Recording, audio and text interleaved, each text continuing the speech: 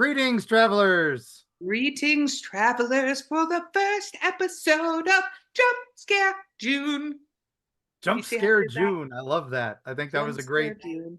I, I I kind of think, want to just go like yeah, that. kind of just, Hopefully, nobody swerved off the road because that yeah. was. We got to be careful. We do have a lot of truck drivers who listen, and we don't need to be involved in some sort of epidemic of truck crashes or anything. Oh my gosh, could you imagine podcast blame for running people off the road? We have an amazing guest today, but before we go there, we have to talk about the fact that this coming weekend, this airs I think on Friday and Saturday, Sunday, we are at Smoky Mountain Terror. Yeah, Townsend, Tennessee, the first run of that convention.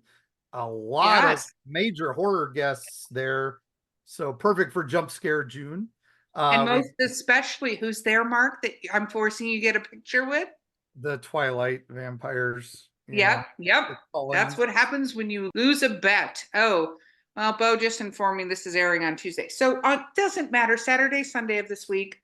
Yeah. But Twilight Vampires, I got distracted because of the Twilight You're ready Vampires. for it to be tomorrow. You're already packed and ready to head out the door. That's what's going on. Yes, You're so I have excited for the, posters. I have posters for us, Mark, and I have a special shout well, out for you, Stacy Brown. Can't wait.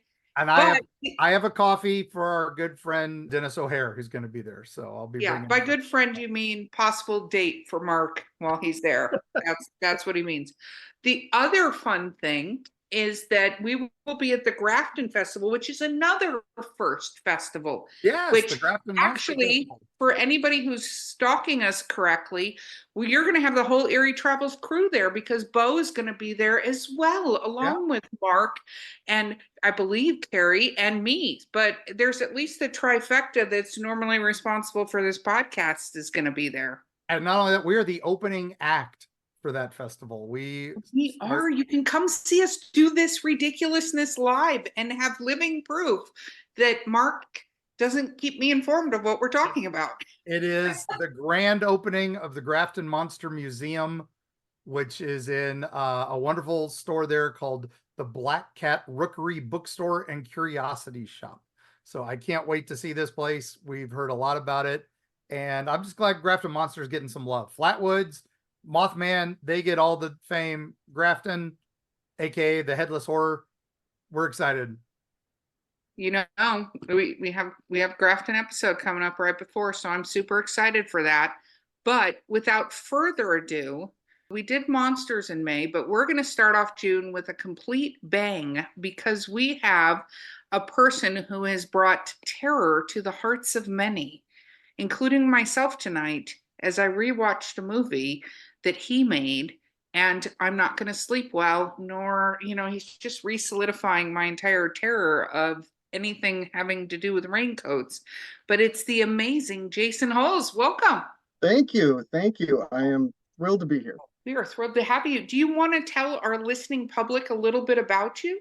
Sure. My name is Jason Huls. I am the writer and director of the horror film That Damned Yellow Raincoat. It's a short film, and it is about a disenchanted suburban man who becomes obsessed with a woman in a yellow raincoat that keeps passing by his home. It is currently out on YouTube, and it has also made sort of a little bit of a festival run in the last year or so. I don't want to give much away, but yeah, it's scary. Thank you. Yeah, it's a 7-minute film, so it's not like we can talk about much without giving it away because it's Right. not that long. But well done for the creep factor. So, what got you into making scary movies? I originally, just going back to my childhood, I was more of a writer. And, just over time, I found myself surrounded with a lot of creative and talented people. And the first movie I ever did was a horror comedy called Late Afternoon of the Living Dead. And we made it just because I was like, I'm surrounded by all these really talented people, and I just want to get everybody's sort of creativity going in the same direction. And so that was a project that we all, my friends and I, we all got in on. And I just love the collaborative process. I love being able to write, and then I love being able to take that to a lot of talented people and making something really cool. So that's kind of how the whole thing evolved. So, starting off as a writer, we love people start off as a writer. So, how many films had you made actually? Let me ask the obvious question. Late Afternoon is my only feature so far. I'm working on a screenplay for another one right now. The other than that, shorts, a lot. Made a lot of shorts. A lot of them are on like just I've put on YouTube at this point, but I try to stick to the horror end of the pool. So I have several horror shorts out there, and I've just been very fortunate with the talent that I've been able to work with over the years, and I hope to continue doing so. So, short films, I think everybody needs to understand short horror films, which you can find, and there's a whole like category of this, right? Because we're so used to feature length motion pictures, but the short horror films, the thing that's really fascinating about them is it's almost like reading a short story. It's just like a little glimpse into something. And Mhm. there are some amazing, outside of yours, which is amazing, but there are some amazing shorts, listeners. So it's something to even look into. Maybe if you're not wanting to watch an entire movie, because some of us don't have time to do that the way Mark does. But which is so true. If I told you how many times a week he's like, "Hey, have you seen this?" And I'm like, "No, I have other things I do. I Says don't have the no." person who binge watched The Office like 27 times. So That is not. I'm in the middle of watching Criminal Minds. I have okay, stated that. okay. Which, by the way, I was down here and I was talking to Jonathan about taking the Parker to the park, and he's like, "Yeah, no, you should have fun in the playground unless you get abducted." I really need to stop watching Criminal Minds with you, and I'm like, "Yeah, you do." Okay, cool. We'll get abducted. That'll be neat. What I was going to say though is that if you don't have time to do that, every now and then you can check out this little small sort of vignette of a film, and some of them are just absolutely creepy as hell, like that Damned Yellow Raincoat. What inspired you to write that? Because the obvious answer is I know your beautiful wife is there, so that's not the obvious answer. So what inspired you to write it? Well, it is somewhat based on a kernel of truth. I live in the suburbs and where the film is set. And there was one day in the middle of August, it's just like 90 degrees out. And there was a woman in a huge, she was actually wearing a winter coat instead of a raincoat, but a huge yellow winter coat, hood up, sunglasses on, just kept circling my block. And it was just such a striking image. It stuck with me. And I thought, because I'm like, who is that? Like, why would a person be doing that right now? And it just the image stuck with me, so I just kept playing with it in my head and turning it over, and eventually it evolved into the story. Wow. Well, I like that because, I end up seeing stuff and like people watching gives me a ton of inspiration for my horror stories. Like when I get Mm-hmm. asked, but what made you think of that? And I'm like, well, I was in the mall and I saw this thing and then I went, how could that go horribly wrong? I'm writing that story immediately. The best. I There's love a it. lot of kind of I like to say that even though it's a short flick, there's a little bit of world building. There's a little bit of darker undertones going on, and even some kind of folklore elements. I don't want to give anything away. I'm having a tough time, people. I So know. so people go watch the movie and then watch the rest of this episode. No, or let's the rest of the episode. No. But what was some of your inspirations for that? I actually really appreciate you saying that, because a goal of mine is to expand the mythology, and so one thing I've been doing is looking at this as one piece, and I'm working on an anthology, like a my own book of short stories, and it's sort of like each story is a glimpse into this mythology, and just from different perspectives. So hopefully a reader could read the whole book and sort of piece together the mystery of what's happening overall. That would be my goal. And then ideally, I would love the opportunity to turn more of those stories into short films. So, in this day and age, it's sort of like it helps to have one hand wash the other, with the film hopefully promoting the book and the books hopefully promoting the movies, and having them sort of all going in the same direction. So that's kind of been my approach to it, and my desire that I'm working toward. Did that answer the question? That was perfect. Okay. Perfect. It's interesting you say that, because some of Mark's favorite movies are anthology movies, where exactly what you're saying, like Trick or Treat, which Mhm. I actually watched with Mark. I thought I had seen this movie. I have this, if I think of doing something enough times, I'm like, oh, I did that. Like watching movies, reading books, I'm like, oh, I did that. And then I'm like, I watch it and I'm like, I have never seen this before. It's either that I already have early onset dementia, which I really hope not, but one of those two things is happening. And so watching Trick or Treat, that's exactly it. It's that anthology movie that's like weaved into each other, and Tales from the Crypt and stuff like that. Oh, I would love to be able to put something together like that. And I know a lot of indie filmmakers, try to come at things that way, because if they can team up with other production companies, or, it's a potential way to cut cost, for each person, if they're all contributing different films. So I know some people who've taken that approach. But yeah, man, I'd love to be able to do that with all these ideas swirling around in my head. Yes, well, you've got to unleash the demons somewhere. Somewhere, somehow. And now this film has been released to, the festival circuit, Mhm. did the rounds, won some awards. But I think when I saw this, the highest honor was you got it introduced by the man himself, Joe Bob Briggs. I did, and I know this is not going to be great audio content, but I wanted to show you this because I Oh know man, you're you a got the fan. hubcap.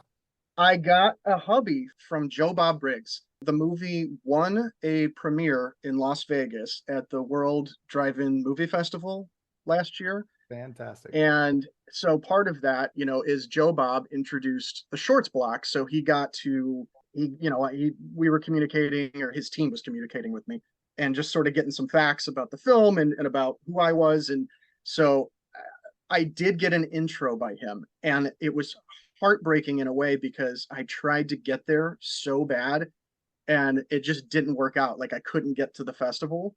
Yep. And just a story about human kindness. I went on Joe Bob's Facebook group and I explained the story of how I couldn't get there. And I said, if there's anybody that can please record the intro for me and send it to me, I would be eternally grateful. And I got 3 different people that recorded the whole Yay. introduction that Joe Bob did for me and sent it to me. It just pleased and impressed that these total strangers came through for me. It was great. So I got to see it at least. And it got a 4-star from Joe Bob, which is Yes, I mean, as he unbelievable, gets. right? That's as his Like gets. that, like I like still get goosebumps when I think about that. Like that, just such a cool thing. And yeah, I really, really appreciated being a part of that. That was really fun. Yeah, that's like bucket list. That's awesome. Totally. That's one of Mark's biggest heroes. He talks about Joe Bob all the time. I'm starting to make a list of things that Mark will bring up whenever humanly possible. Joe Bob happens to be one of them. And He's an speaking icon. of that, you've worked with Ten Wing Media, and they have done a role-playing supplement, I believe. Yes. Yeah, we did. Did Yeah, you work on that? I wrote it. Yeah. Oh wow. Okay. Yeah, that was for okay, so my MFA film, I went to DePaul for film school, and my MFA film was called Citizen in the Temple, and it's kind of like, oh, you guys are gamers, right? So are you familiar, Dark Sun, Oh yeah. the Oh yeah, yeah. yeah, I love Dark Sun. And so my quick way to describe it is like a steampunk Dark Sun on another planet. So that's kind of what the world of my MFA film was. And so, yes, I know Lester Smith from Lester Smith games, and he's worked on Dangerous Journeys and Dragon Dice and all of these things. So we worked together, and for one of his games, D6 by D6, I was able to include my universe as one of his universes associated with his game. Nice. So I got to do it was great because I had the movie, but like writing the role playing supplement is a completely different bag. I mean, like I had to come up with all this other stuff And that kind of, for me, developed into sort of a world Bible that I'm hoping, again, that's just another one of my things out there. One of the things I'm juggling is hopefully writing some books in that sort of sci-fi steampunky world too. Very nice. Yeah, we are big fans of RPGs. We did a whole episode on them recently, so that was one of the other things I like to bring up. So I brought it up. There you go. Yeah, Eric. no, I'm just telling you, Mark turned the entire month of May into Mark's hobby month. Actually, it was supposed to be Monster May, and he very subtly made it into every hobby Mark has. He figured out a way to do an episode in Monster May about his hobbies. It was sort of ridiculous, honestly, and I completely fell for it. So I'm not giving myself many points in that regards because that happened. Now, Yeah, I used to game every single day growing up, like Dungeons and Dragons, Dark Conspiracy, all of this stuff. Like we used to, my friends and I would game every day, and it just kills me that I can't do that anymore. yeah, I miss it. The problem with growing up, you finally have the money to play, but now you don't have the time. So Yep, that's the curse. you have your own podcast that I saw when I was researching you a little bit for this.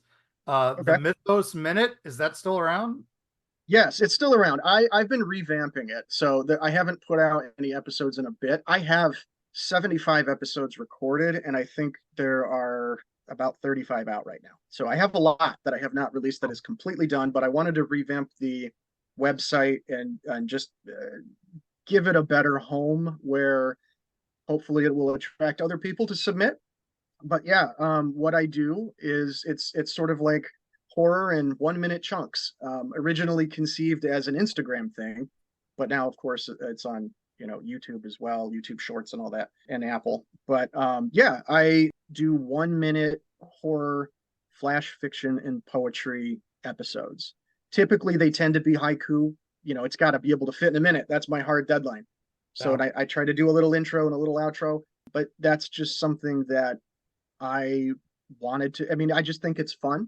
It's just a fun way for me to get little bite-sized pieces of content out on a regular basis when I'm releasing episodes. So yeah, it's been a lot of fun, and that's just me. I mean, there have been some contributors which I greatly appreciate because I don't want it to be just all me. But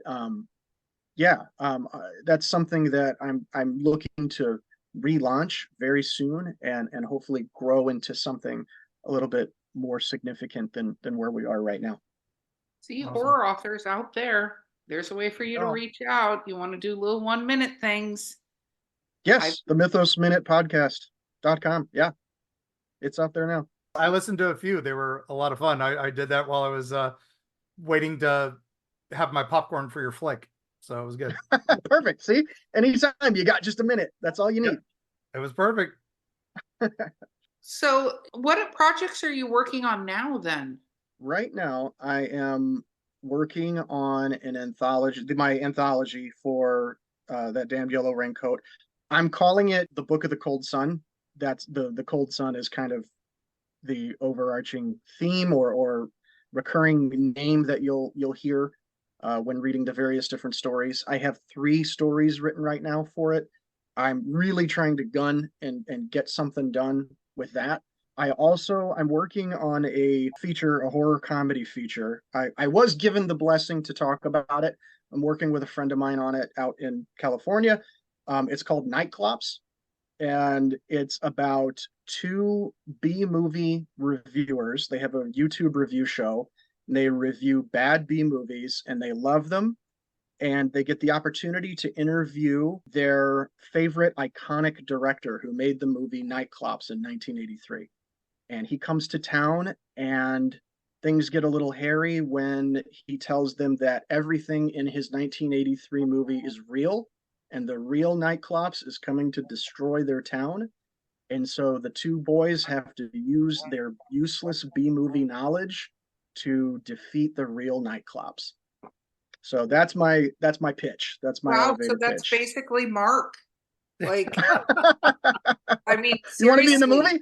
I'm not even kidding you. I wish I was joking, but the amount of B movie knowledge this man has in his head is insane.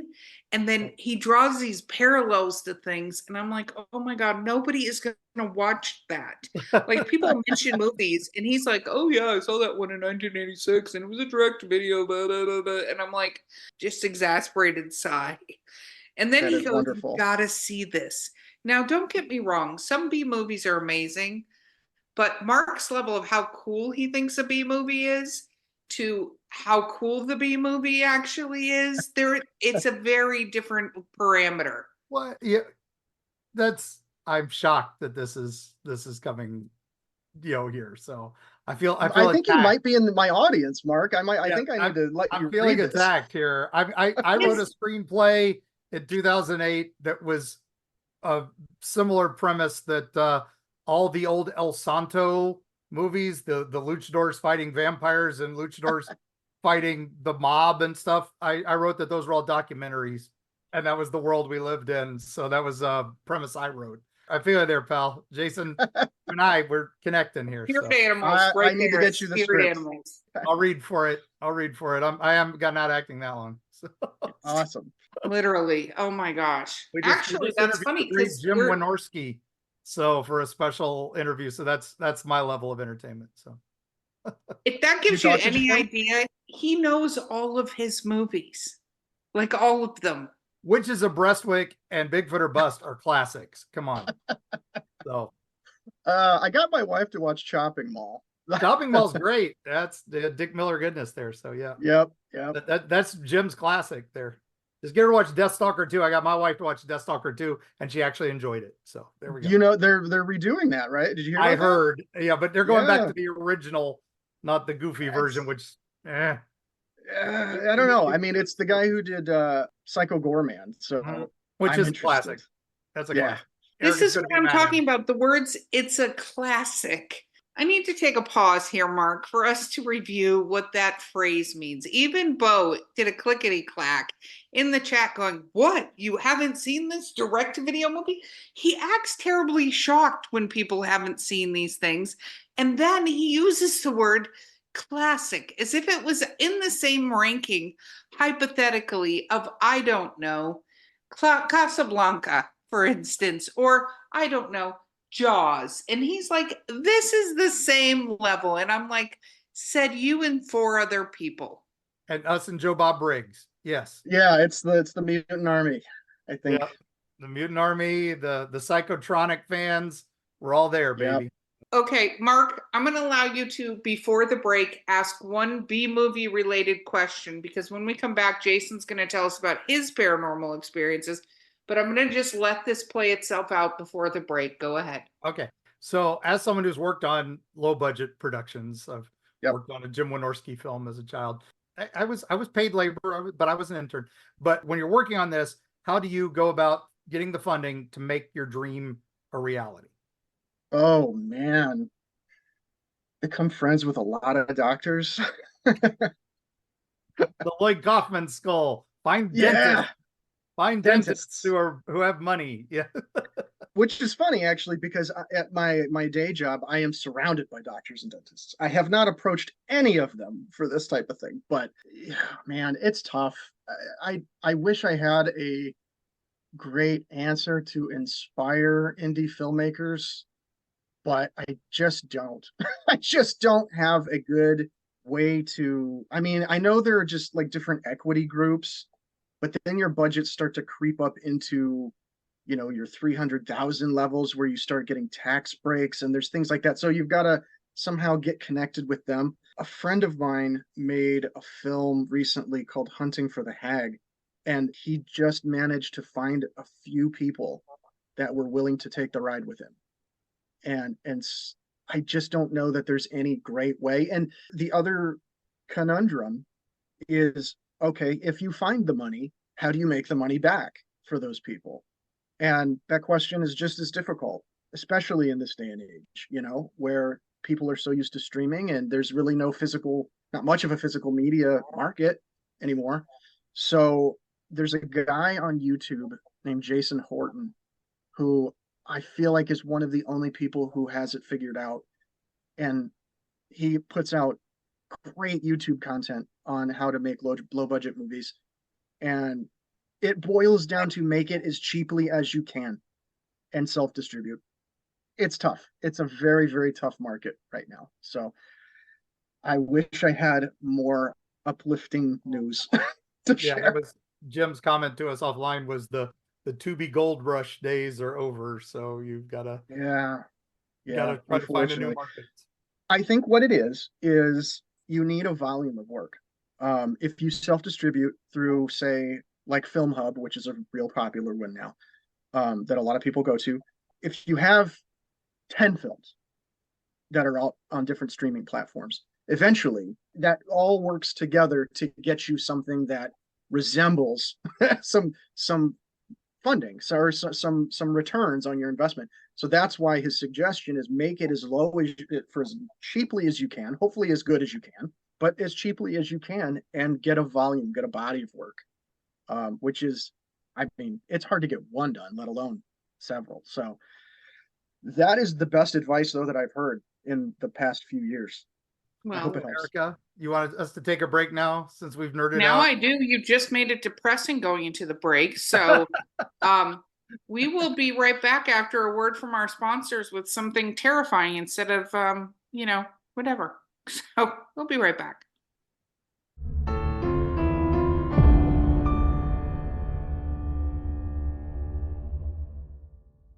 Prepare to be devoured.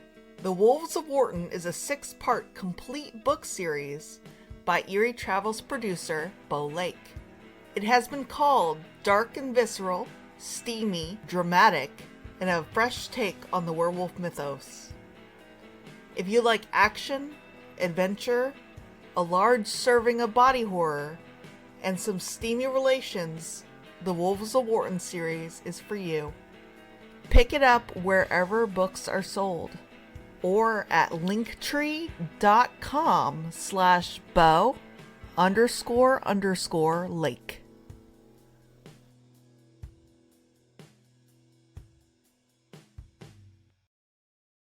Most know Florida as the land of endless sunny beaches, but the state is home to numerous eerie legends and mysterious creatures. The Everglades is home to the elusive skunk ape. In Key West lies an uncanny doll reputed to have a life of its own. Join Mark Muncy and illustrator Carrie Schultz as they uncover the history behind the state's creepiest stories and unusual locations. The Dark Side of the Sunshine State, presented in Eerie, Florida, from History Press.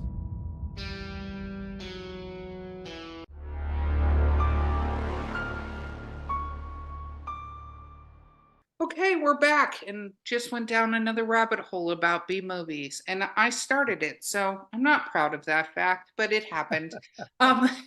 Okay, so Jason, when we started talking about this earlier, I was like, if you had paranormal experiences, because our travelers love hearing that, and you went through a whole list. So I feel like where do we want to begin on this?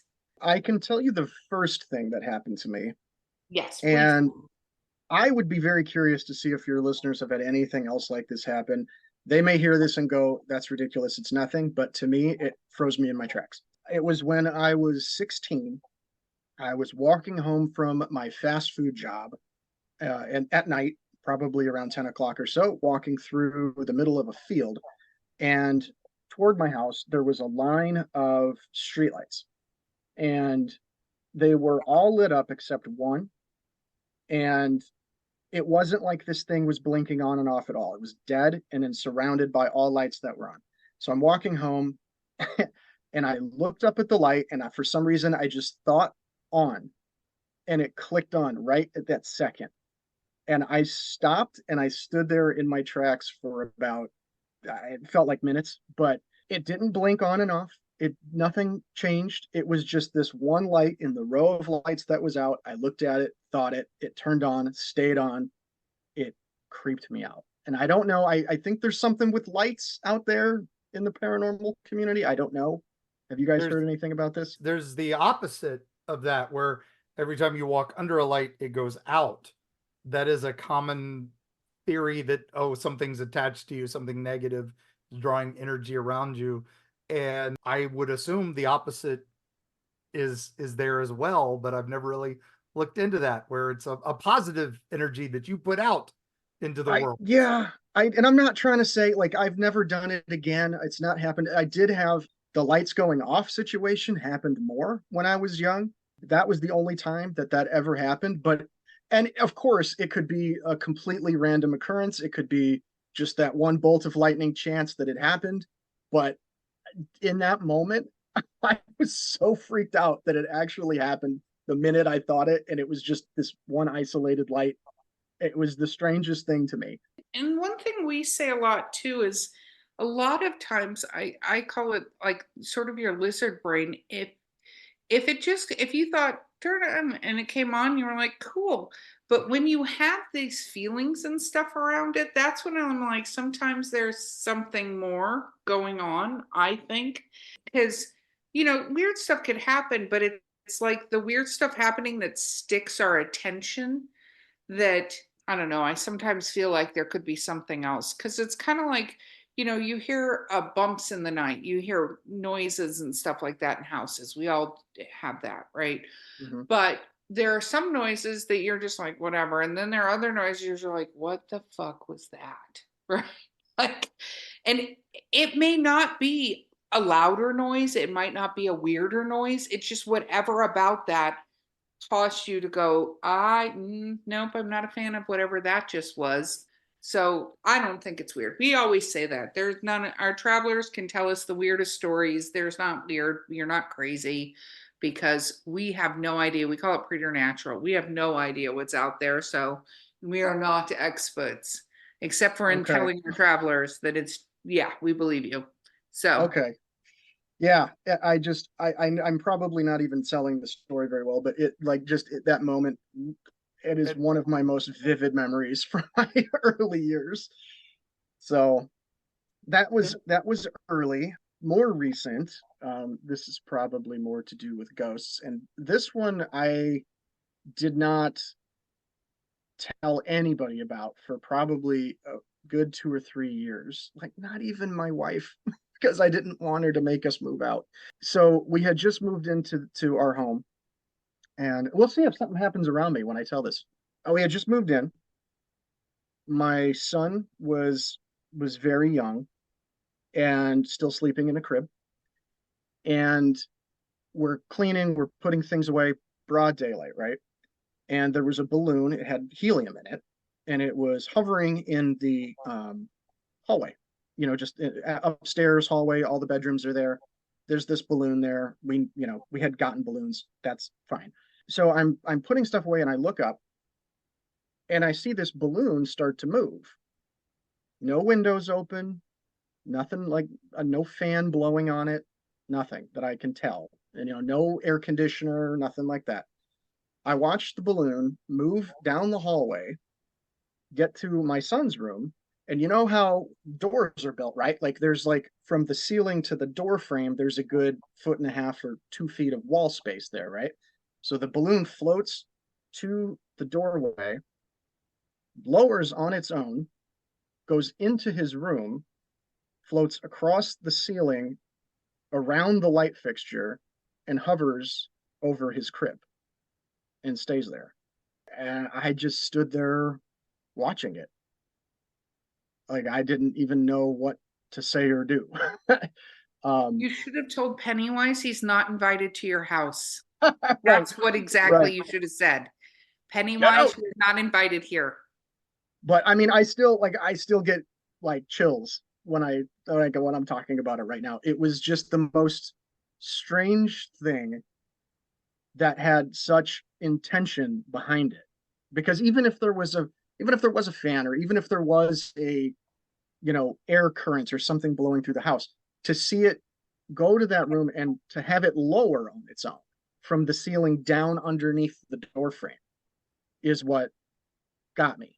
Well, something wanted to bring the baby a balloon to play with. I think that's adorable. Yes. Nothing that has happened has been negative. The other one that really got me, this was probably a year or two later, I think. this doesn't happen around me all that often, but this is the other one that got me. We have a TV upstairs, my wife and I, in our bedroom, and we like to watch movies or whatever up there. And I was going to watch something, and we couldn't find the remote control. Okay, so all of our kids, we have three by this point, all three of them were still sleeping in cribs, and we had baby monitors in the room. So I have video proof that none of the children are at fault here. So I couldn't find the remote. I'm like, whatever. I'm going to go downstairs, watch something downstairs. My wife went to bed. And I come upstairs a couple hours later. And I mean, and I should preface this by saying we tore the room apart. Like my pet peeve is when I can't find something. We tore the room apart. We looked everywhere. We looked like hallway, other rooms, could not find this remote. So I'm watching TV downstairs for a while. She's asleep. I come upstairs and the remote is sitting right in the middle of my side of the bed, like unmistakably, not covered by anything, right there. And so my wife happens to wake up, and I go, "Oh, hey, you found the remote?" And she's like, "No." I'm like, "Well, it's right here." And just like the look on her face, I will never forget. Yeah. And we right then and there, we were like, the kids couldn't have wakened. They were all passed out, sound asleep. Like, we had the monitors. It rings us when they get up and try to move. Like, there's no way it was them. We checked video. They were asleep. I have no idea how that thing got there.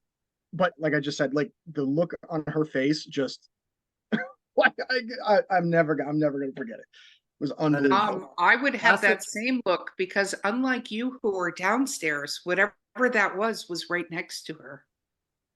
Yes. Oh, that Yes. is why you have that look, not because, oh my gosh, that's weird, but oh my gosh, whatever it was on the bed next to her. Mm-hmm. That That's is classic poltergeist terrifying. like activity there. So that's like Yeah. right out of Hans Holzer's case book there. I'm thankful that it was never, like I said, never negative. Our neighbors do not know if the woman who lived here prior to us had passed away here or not, or they wouldn't tell us. So we knew a little bit about them. And I did know, this is just information I got because I'm like, well, who lived here before us? I did not look this up because of the story. But I know that she had done a lot of work. She wanted donations, like in lieu of flowers, send donations to this children's charity.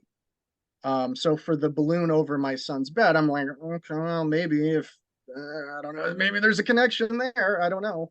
But yeah, I have not spoken about this stuff very much, especially in the house where I am right now. So I will email you if there's anything that happens to me because of this. All right. Well, and one of the things to do is put some really good intention out there. We always say that is kind of state like, this is our home. This is our safety. I have a friend that has the rule of like, any place she goes that's haunted, she's like, do not touch my stuff. Do not peekaboo in a mirror, and do not wake me up. Like, those are her three rules. Every haunted house she goes into, she's like, I don't care what else you want to do here, but those are the rules. If you do that, I'm going to get really mad. And Yeah. I'm like, that's the most matter-of-fact human I've ever met. Because she's like, I don't care. You can put some shit over as long as you're not breaking my stuff. I kind of figure, I look at it like this, like if it was this person and there was only one family that ever lived in this house besides us. So unless somebody brought something in, that we brought something in, which I don't believe, if there was a connection there, I kind of look at it like this, we're a loving family. We have three young children that we're trying to do right by, and hopefully, whoever is here would see that and be supportive. Maybe that's why the interactions have been helpful. I don't know. Well, and maybe the whole entire thing with the balloon was like, hey, this is why is this balloon down the hall? This kid would have more fun with this balloon if it wasn't down the hall. And then the remote thing, maybe they were like, your wife just needs to get some sleep. You guys need to not stay up watching TV. So then they're like, you go watch TV. And then they were like, okay, here it is. So that whenever you guys are ready for it. I mean, it may be completely the world of good intentions. I don't think all quote unquote hauntings are evil intention things. I think sometimes they're just stuck and they're doing whatever it is that they do, but it doesn't sound like you have anything negative happening there.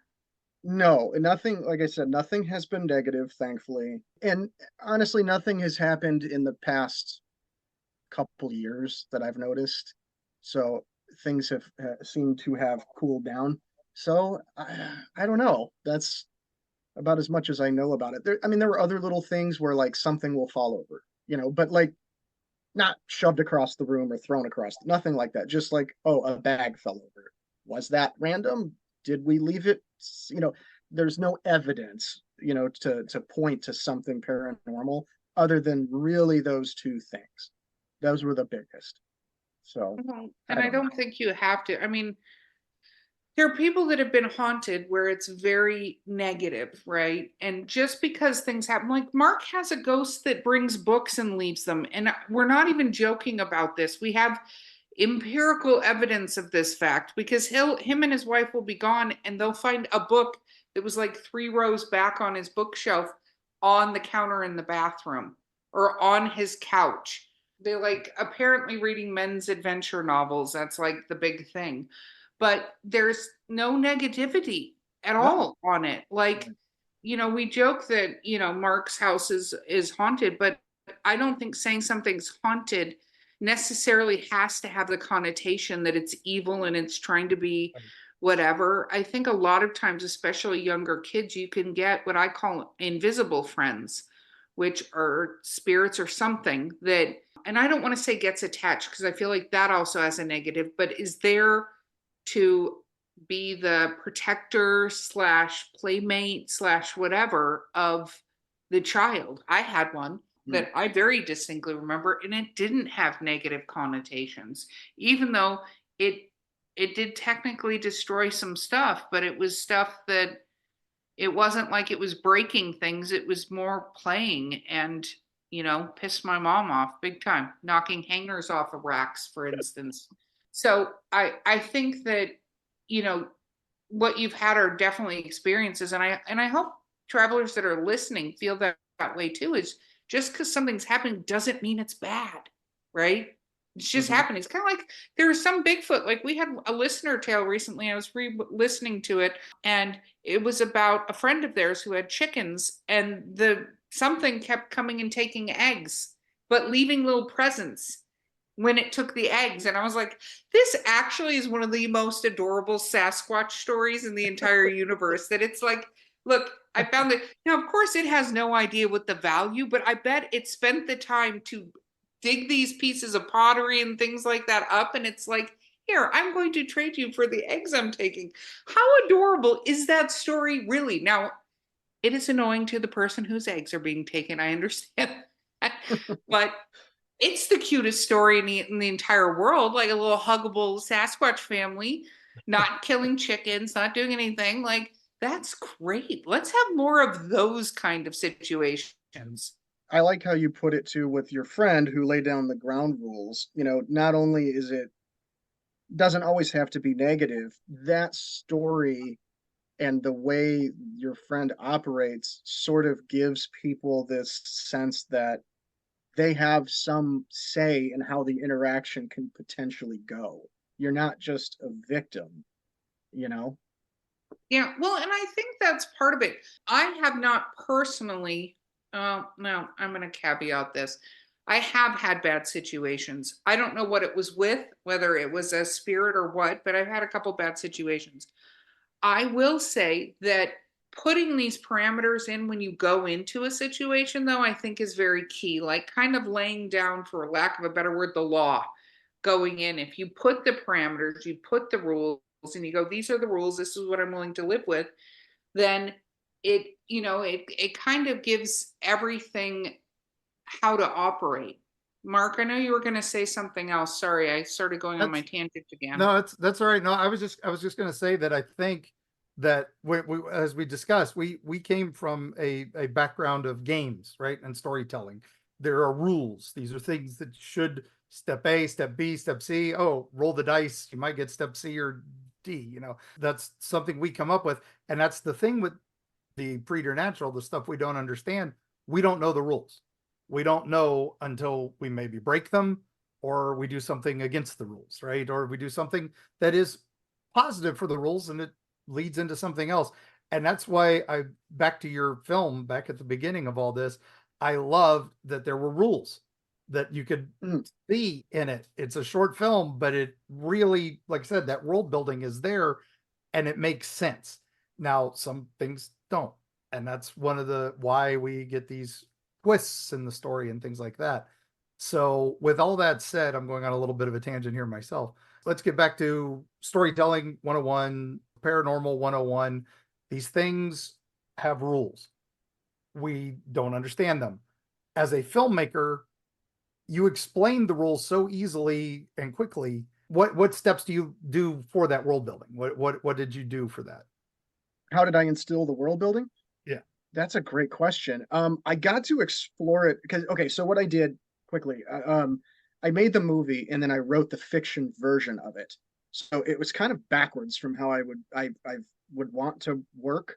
It started with the kernel of the idea of seeing the woman circling my block, then just a little bit at a time, just trying to add, and you have to look at the dramatic structure of a story. When you start, you see what you have. You have your concept, and then you kind of know where you want to go, and then you start looking for these like things that you need to fill in. Like what elements need to exist to make the thing that I have in mind actually work.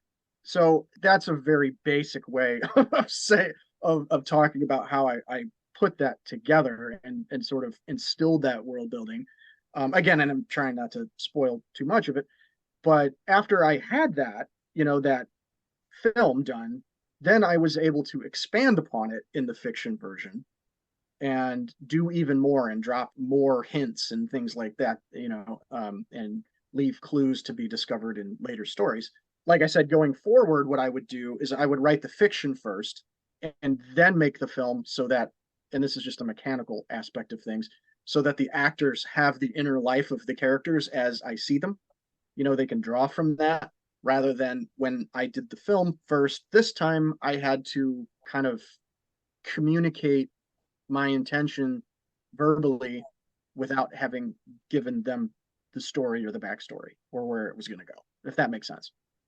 It does. We had James Michael Roddy, who worked on the team that created Jack for Halloween Horror Nights. And one of the things he explained was they would create sort of this world Bible for these characters that nobody gets to see that in the haunted house, right? Like they get certain things, but they're not seeing this whole entire, like, where did this character come from? Why are they an evil person who's trying to stab everybody who walks in the haunted house? Like, what is its motivation? And I think that's amazing because that's one of the things I feel like you can see in movies and TV shows when there isn't a true backstory and you don't have a method actor that's necessarily gone down the rabbit hole of doing that, right? You can tell that you go, this just doesn't make any sense. Like one of my favorite movies that I think did such a good job of that too, where you could tell everybody got the whole thing, was Cabin in the Woods. There you go. Yeah. Because it very similar goes, I'm going to make a parallel with your movie and that, because it goes down this whole thing where you're like, what the just happened, right? But you can tell that all of those characters were so grounded in whatever they were doing normally, and there's some degree of acting that can help with that, because I did act. I think we all did acting, but more so it's having that from the film's creator, director, writer, whomever the appropriate person is, right? Yeah, even to tie it back into gaming, like as a filmmaker, as a dungeon master, right? Like it's storytelling, and you want to give the audience or the players the sense that you have all the answers, even if they don't. You want your audience to believe that they are being guided truthfully, I guess. That it's not just, this is not just a random thing. Like, they have the answers and we want to get them, right? And so I think being that guide is just, it's just doing your homework. You know, as a filmmaker, it's doing the work of creating the character's inner life, be it through fiction or be it just as a director and doing your director homework. Just being able to answer those questions that an actor would have, which is, you know, the comedy, what's my motivation? Having that answer, you know, knowing why this guy blows up when he does, or why this woman makes the choice she makes. Or in, you know, gaming, it's like your players want to feel like they're in an immersive world and that you know what the town next door is called, even if they don't. And so I think part of the job of the author, the filmmaker, the dungeon master is to present yourself in a way that says, I have these answers and I have this depth of knowledge about this thing I've created. No, that makes sense. So what is a movie that, because you talked a lot about the role playing and stuff like that and being a writer, but what movie really got you to go, I want to make movies? Oh, there's a lot. I really, really liked In the Mouth of Madness. I'm a big John Carpenter guy. So a lot of his movies really inspire me.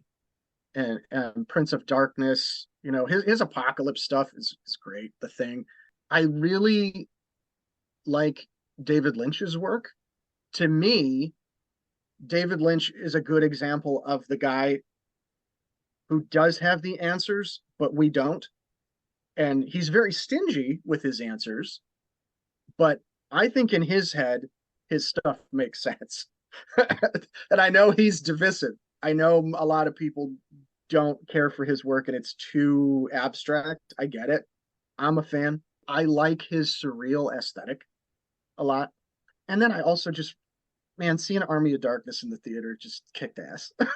I really enjoyed Oh my, that. seriously, how does this even happen on this show? I do not understand. This is on the list. You've managed it like 3 of the items on the damn list that Mark is.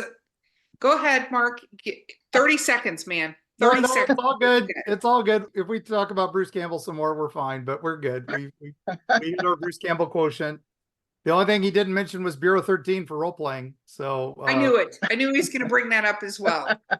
if Okay. you like Dark So- Conspiracy and you haven't played Bureau 13, that was like the progenitor of the conspiracy role playing games. I have not. I'll have to look that up. Look that one up. Okay, You'll be happy. Mark's literal goal in life is for every single one of our travelers to play Bureau 13. So that's Bureau his 13, goal. okay.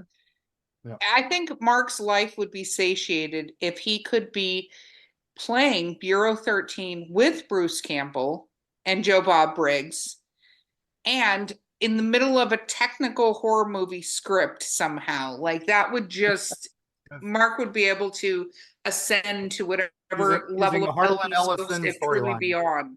Using a Harlan Ellison storyline would be great. That'd be Oh my There god. we go. there you go. That's it. Okay. So Jason, before this continues to derail itself as it somehow managed to yet again, first of all, travelers, you need to grab a little snack, not an entire bag of popcorn. You're never going to be able to eat it all through this movie, and check out Jason's amazing film. But shameless self-promotion time, where can people find you and your films and all your work? I am on YouTube. The channel is 10 Wing Media. That is where you will see that Damned Yellow Raincoat, or you can just pop that into YouTube and it'll come right up. I personally am at Jason Huls. That's JASONHULS. On most of the social platforms. I drew a line at TikTok so far. I don't have that, but most of the other ones I'm on. My website is jasonhulswrites.com. That's my fridge where I stick all the good things that happen. Yeah, I mean that's probably you'll find me. And then the Mythos Minute podcast. That's my little 1-minute horror podcast. If you're interested in that, it is at the Mythos Minute podcast on Instagram or the mythosminutepodcast.com. Very cool. It was wonderful. First of all, meeting you. I got to meet you in person live at Indie PopCon, which is a convention that's in Indianapolis. So it was wonderful meeting you. I'm so glad we got you on this show. I'm so glad I got to see the film. It's very, very exciting. And we appreciate you being here. Mark? Yeah. Oh, sorry. I heard some weird noise in the background here, and I was like kind of going, wait a minute, what was that? So, but we'll deal with that That later. would be your haunted house, Mark. We're doing a podcast. Could you Yeah, I do your know. normal job here and wrap it up? Sorry. I only have one good ear. It's got to turn different directions. It's terrible. But anyway, no, Jason, it was amazing talking to you today. That was a lot of fun, and really enjoyed the film. I enjoyed Mythos Minute, so I'm going to be tuning in and listening to some more of those as well. So looking forward Thank to that. you. I have had a blast. I've gotten to tell stories I've not ever told in a forum like this. This is awesome. Thank you so much for having me on. I really appreciate it. Oh, our pleasure. Our pleasure. So, all right, with that, listeners, thank you so much for traveling with us today. We hope you enjoyed this little first episode of Jump Scare June. We had apparently our own little jump scare there at some point during the episode, and we'll see if that makes the cut. But anyway, all that said, thank you, Patreon members, for keeping the show afloat. Thank you so much for those that are on our Discord for engaging us with so much chat and fun. We've had a blast on there as well. And keep up those listener tales that Erika got to talk about. And we enjoy those so much. Keep sending those in. Any listener questions you've got for us. And let us know if you enjoy episodes like this. We want more filmmakers on. We want more behind the scenes of horror, stuff like that. We love doing this stuff. And follow us at eerietravels.com for all the upcoming appearances. Smoky Mountain Terror this weekend, and Grafton Monster Festival a little later this month. Small Town Monster Festival up in Ohio just a little bit later in the month. So follow us. Get to all those events if you can. If not, it's okay. We still love you anyway. And we will see you on the other side.